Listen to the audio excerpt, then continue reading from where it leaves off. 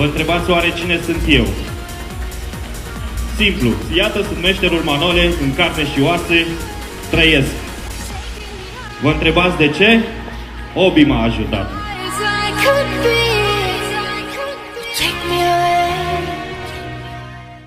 Se binecuvintează și se sfințește magazinul acesta cu harul preasfântului Duh, prin stropirea cu această apă sfințită, în numele Tatălui și al Fiului și al Sfântului Duh. Amin.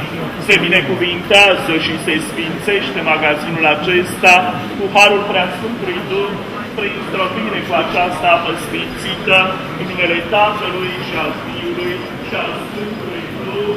Se binecuvintează și se sfințește magazinul acesta cu harul preasfântului Duh, prin stropire cu această apă sfințită, în numele Tatălui și al Fiului și al Sfântului Duh, acum și pururea și în vecii vecilor. Mulțumesc acționarilor și conducerii acestui magazin, acestei companii, acestei firme, pentru faptul că au ales acest colț de Pitești pe care îl mobilează, iar dumneavoastră tuturor să aveți bani să cumpărați ceea ce vă doriți.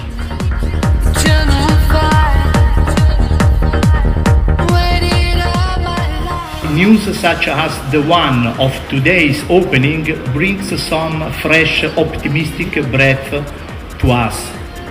In such times when we can read, see and feel only bad news, a company, Obi, opens 4 stores in extremely short time. This is good news for our clients, for our suppliers, for our employees and for our entire company.